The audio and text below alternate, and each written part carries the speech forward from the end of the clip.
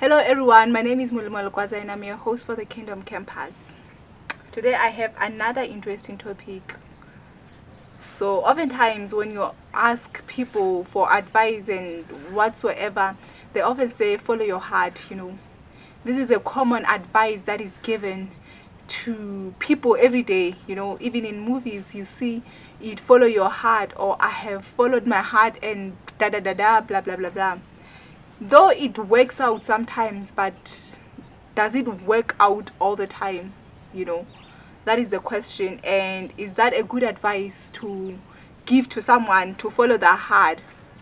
So today we are going to discover what God said about following your heart, and if is a good advice or is a bad advice.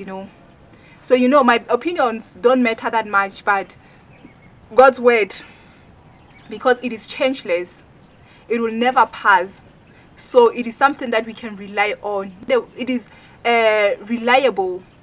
That is why all the time when I give advices or when I talk about a certain topic, I will quote the Bible. I will go back to the Bible, to the foundation, to something that is changeless.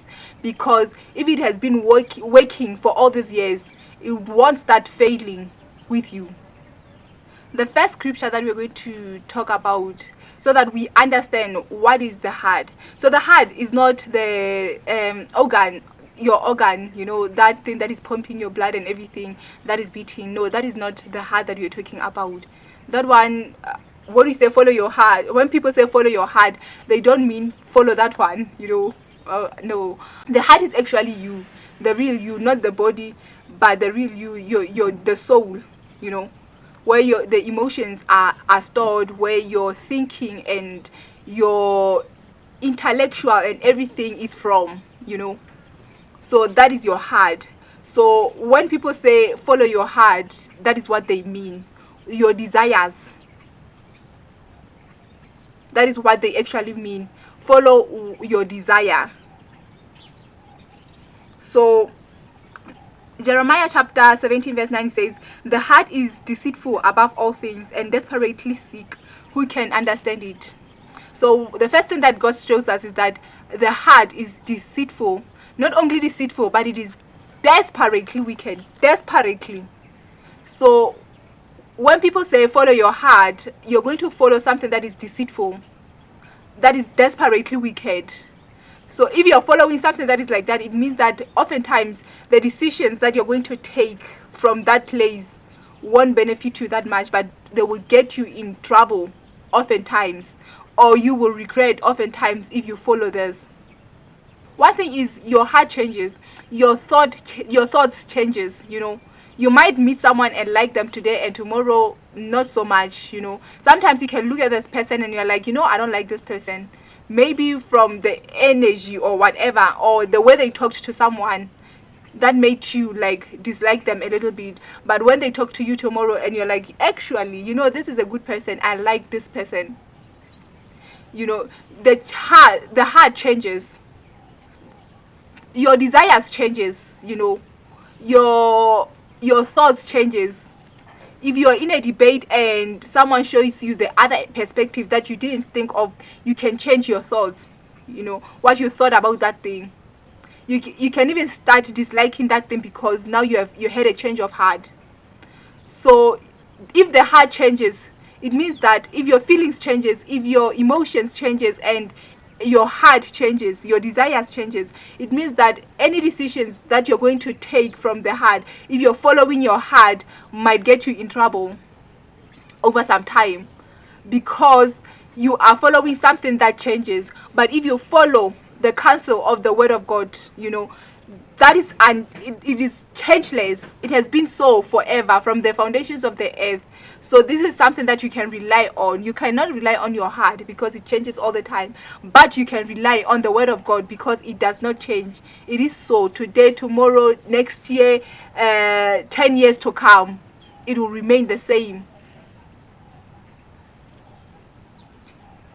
Luke 6:45 says, the good man brings good things out of the good stored up in his heart, and the evil man brings evil things out of the evil stored up in his heart.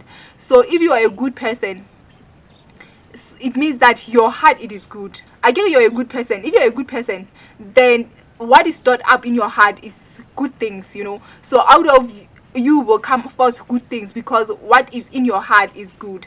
But if you're an evil person, because evil is stored up in your heart, everything that you will do or say will be evil. So let us make sure that each and every day we work on ourselves, so that we are good people, and so that in our store there is good.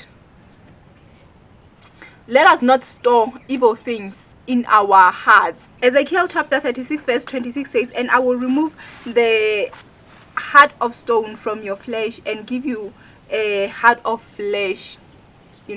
Because sometimes even the Bible says in the heart, fornication is stored, like evil thoughts, like murderer and everything.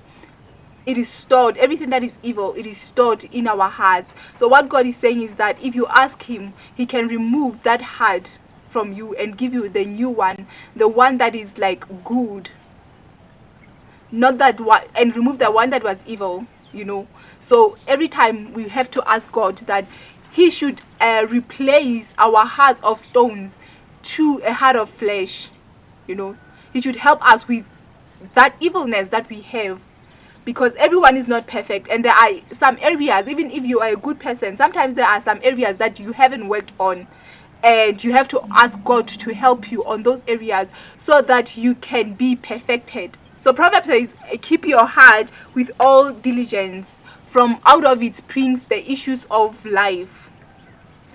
Keep your heart with all diligence, from out of it springs the issues of life. So your heart is a hard drive, right? So if you're going to succeed, if you're going to be a good person, that determines from your heart. You have to work on your heart, so that the good things can stored in there can come out. So you have to guard your heart, because out of it springs the issues of life. So you don't have to contaminate your heart. Don't listen to evil things. Don't surround yourself with evil things. Don't watch evil things or anything that will like plant a bad seed in you. Keep your heart with all diligence. And how do you keep your heart? You have to make sure that your eye gates, your ear gates are also guarded. You are mindful of what you watch. You are mindful of what you listen to, so that it does not plant a seed in your heart. The gate to your heart is the eyes and the ears. That's why in most cases people say your eye gate, your ear gate, because they are the gates to your soul, to your heart. Things you hear can cause you to change your heart. Things that you have seen can make you think otherwise. So if you constantly keep hearing something that is bad, then the seed is being planted in you. And if you keep hearing it, then it is being watered. After some time, it will grow. If it is being watered and it has been planted, it will grow. One of the Psalms or verses that I love in Psalms, it is Psalm 51 verse 10. It says, "Create in me a clean heart, O God, and renew the right spirit within me." The psalmist knows that you can pray for this. He knows that he was not perfect, and there are some areas that he needed to work on.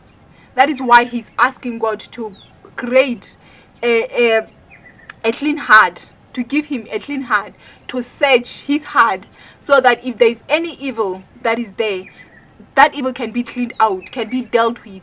So each and every one of us should pray for a new heart, should pray for a good heart, should pray that God should clean our heart, to search our hearts, so that we can deal with any dirt that is in there, so that we can address problems at the root, because the root of most problems comes from the heart. So that is why this prayer, it is necessary for God to clean your heart. And one thing is that if you're obedient to the word of God, that the word will help you clean the heart. The cleansing of the heart, it is not just only to go to God and say, God, please help me, give me the new heart. It is also being obedient to his word, because his word will help in cleaning the heart, in addressing the root. Proverbs chapter 3 verse 5 says, trust in the Lord with all your heart and do not lean on your own understanding. Leaning on your own understanding is walking in flesh. And as a Christian, you don't have to walk in flesh. Walk in the spirit. God gives good counsel more than human beings.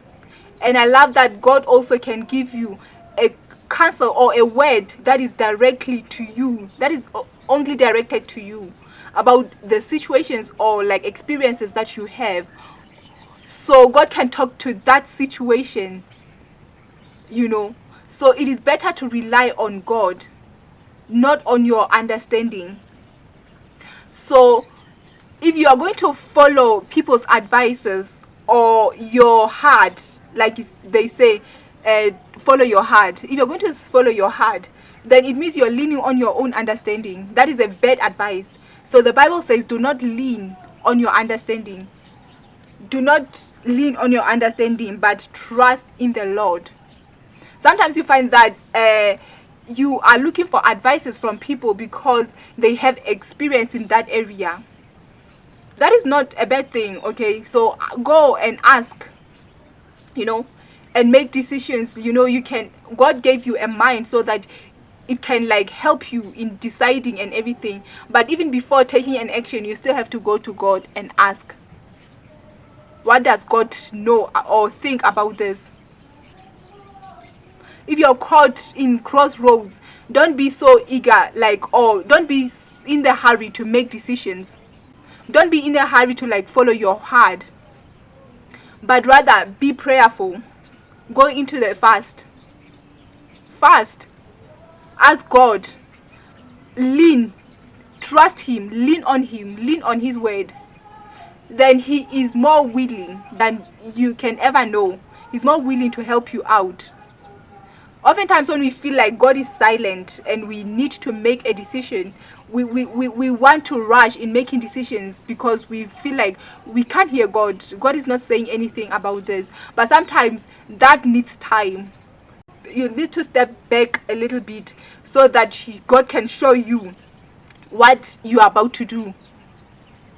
Or so that God can advise you, give you a good counsel like he always does. Think about it. If someone says, do what makes you happy, what about if your happiness, whatever that you're going to do that makes you happy, will cause misery to someone else? Should you do it? No, your happiness shouldn't be built on someone's misery, on someone's tears. That is a bad thing. So what if you want to go and party and all those things and not study, but you have to study? You are going to fail, but you followed your heart. You went to the party and you have been partying the whole semester, the whole quarter. You have been partying, drinking and everything, being disobedient to your parents. When they are telling you not to go out, you sneak out through the back window. That is what makes you happy. You're following your heart, right? You want to go to a party. Is that a good thing?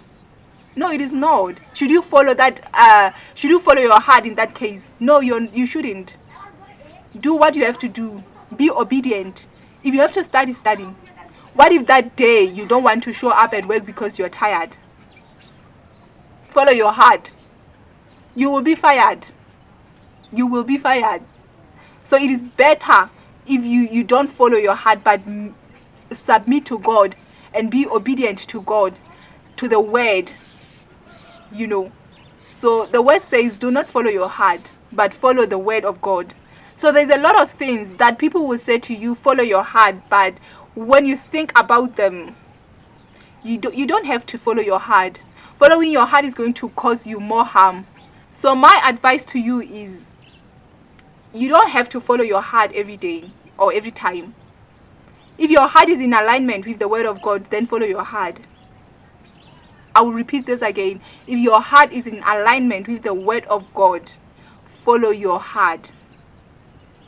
But if your heart is not in alignment with the word of God, don't follow it, because the results after that won't be, they will be sour, they'll be bitter, and you're not going to like them.